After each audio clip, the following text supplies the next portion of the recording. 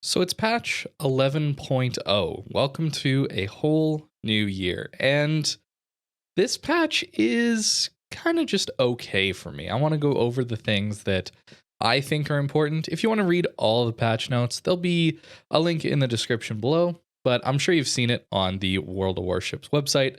Anyway, I want to point out the really important things here.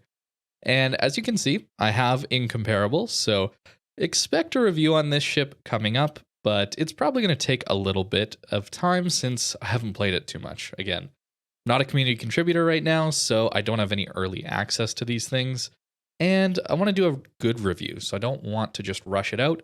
So I'm going to have to play quite a few matches in this thing before that happens. But for now, the main thing is Pan-Asian cruisers have come into early access. As most of you know, I'm not a fan of early access at all. I think it's a really bad tactic by Wargaming that's really unfriendly to players. I think it's really designed to suck out as much money from the players as possible. So, with that said, you can't even get the tier 8 camouflage. I believe even including community tokens, using these ones down here to get Pan-Asian tokens. We have so many currencies, man. It's insane. It's one of the tactics that a lot of these gacha games use.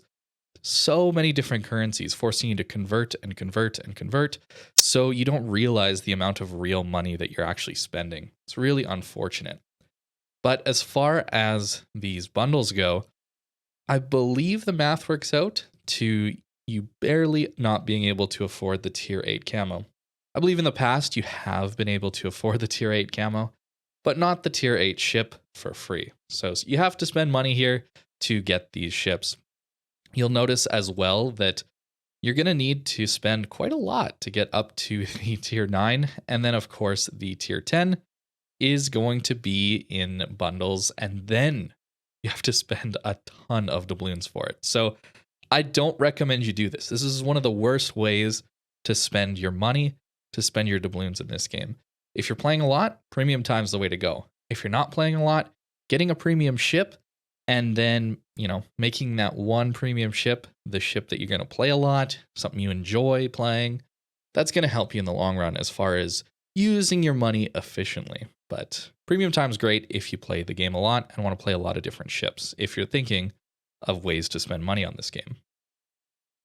Now, of course, we've had super ships for a little while in ranked games, but it's going to be in random battles now. I'm not sure how this is going to go, but safe to say I'm a little nervous. I think that these super ships have been a little bit rushed, and I don't think Wargaming has a full grasp of how this is going to negatively impact the game, especially with super carriers coming. I don't know if you guys have seen that, but it's come in a dev blog or two about these super carriers, and I'm nervous.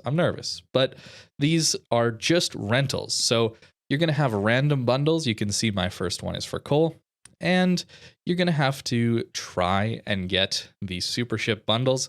You can see out of 10, you only have 2 possible, and you get a 6-day rental at least, so when you activate it, you'll have them for a little while. The only good thing I can see coming out of super ships being in random battles is potentially easing the matchmaker and giving tier 8 a little bit of room to breathe so that it's not constantly pulled into tier 9 and tier 10 games. Unfortunately, it does mean that tier 9 is going to become the new tier 8, I'm guessing, at least. And a lot of premiums are there that are going to be less fun to play now since they're going to be in +2 matchmaker. I hope I'm wrong, but that is my initial impressions, and unfortunately, it's not such a good thing in my opinion. There are a couple new battle types coming to the game in a little bit here. We're going to have a few more brawls, so the 7th brawl is going to be 3v3 at tier 5, and the 8th brawl is going to be 2v2 at tier 7. Brawls are a good time, especially if you can get a division going, assuming they allow divisions, and I hope it'll be fun. There's usually some small rewards. It's really not worth too much as far as the rewards go, but I hope it's going to be a good time. Playing lower tiers in these smaller kind of game modes can be a ton of fun and a nice break if you're just playing tier 10 a lot. The other thing is asymmetric battles. So tier 9 and 10 ships will be on one team against tier 7 and 8s, but the tier 7 and 8 team is going to have a lot more players than the tier 9 and 10 team. Should be interesting. However, these game modes tend to not get a lot of people playing them. So we'll see if people end up doing that. But in the past, people haven't played them too much. They haven't been popular. Queue time has been long. So we'll see how that ends up going. But I think super ships in random battles is going to be the main thing, the main big change this game as far as battle types go. Now, the biggest change in this update for me personally is this change to containers right here.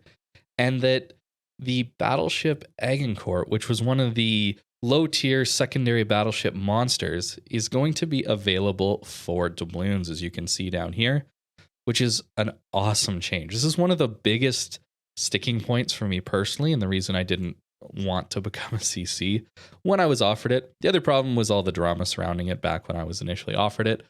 But the big thing was this Agincourt was only available in these containers, and they had a 1% drop rate. We didn't even know that it had a 1% drop rate, but if you had the Koning Albert already, it was, a 1% chance you were going to get the Agincourt. But if you didn't have either, well, that just dropped your chances in half of getting the Agincourt, which is brutal for a ship that they were only offering when it released in loot boxes. And for me, that's just too far. That's just too much. That is such a horrible gotcha mobile game scam. And I hated it. And this was such a big deal that I asked whether or not this would happen again. And if it would happen again, could I talk about it if I became a CC? Right now, I feel totally free to talk about it and criticize wargaming all I want. This is a horrible, slimy, scummy thing to do, right? Feels good to say that, actually. You guys should know that this is a horrible, horrible business practice that wargaming actively engaged in. And if I become a CC, I wanted to know if I could still say that. Didn't get an answer. We'll see how that goes. But for now, it's good that the Agincourt is coming in exchange for doubloons. I'm very happy about this. I might get it, might not. As you know, I like secondary battleships, or I have in the past. But this was just such a horrible, horrible thing to do that I'm glad they've finally reversed it, but they still did it, and I'm sure they're still thinking if they can get away with it. I should note that the Agincourt isn't available right now in the armory for exchange for doubloons, but that's usually how it goes on NA as we get the patch first.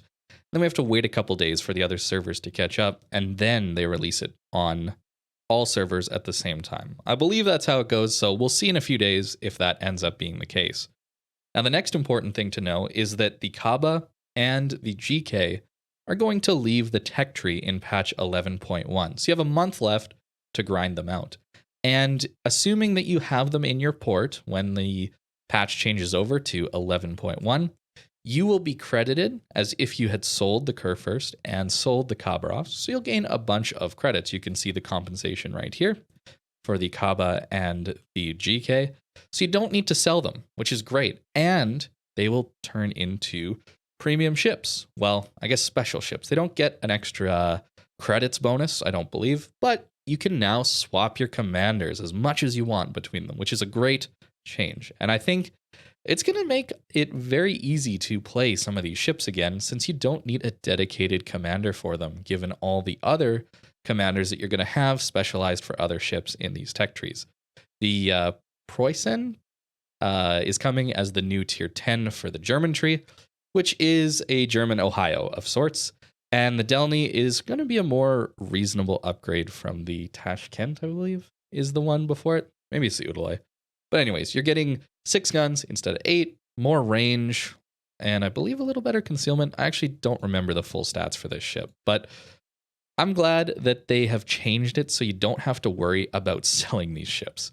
If you don't have the ship in your port, you've sold it previously, as long as you have it researched, you're going to get the ship credited to your account. You won't get the credits as if you had sold it, but I think that's okay. I think that it's really nice that as long as you've researched these ships at all, you're going to get it, and that's really nice. Also, if you've researched and purchased the extra guns for the Kurfürst, you'll get some free XP and some more credits as well. This is awesome. It makes this changeover so much more easy and less complicated, so that Players don't have to worry about selling and optimizing to get credits. You're getting the optimal amount of credits, assuming you have both in port, and they're just sitting there. That's awesome. And now the last couple things, there's some test ships going into testing, and that, as you can see, is the Italian destroyers. We'll see how those go. And of course, the Atlantico, which is another secondary battleship that's actually going to be a dockyard ship, or at least that's the thought at the moment. There's a bunch of other changes down here. Most of them don't matter, but the biggest one is right here. It's now possible to destroy secondary armament and AA and torpedoes again. So no more playing your Schlieffen and having the secondaries all survive. No more playing Schlieffen and having your torpedoes survive. They're definitely going to get knocked out a ton. And the worst part, in my opinion, is that AA is now killable again. So throughout the game, as you get HE spammed, you're going to have worse and worse and worse AA, meaning that carriers that are already overpowered continue to stay and get more powerful as the game goes on. So an unfortunate change. You know, if you were being skeptical, we could say this change was done with the release of the Schlieffen line to artificially make them more comfortable to play, to try and get people to spend money on the early access loot boxing of these ships and see how good they are, and then nerf them back in line. That's if we got our tinfoil hats on and we're not being very charitable, but I won't say it's not impossible that that was the idea there. So that is update 11.0. I think there's some good changes here, but overall, not a very interesting update for me. Really, it's the Incomparable that's the interesting part, and the rest is kind of just, are we sure this is good for the game? And that's really what comes down to the legendary or super ships coming into random battles. I hope it's okay, but I'm not very excited about this, as you can tell. Look out for the Incomparable review coming soon, TM. Anyways, thanks for watching, and I hope you enjoy patch 11.0.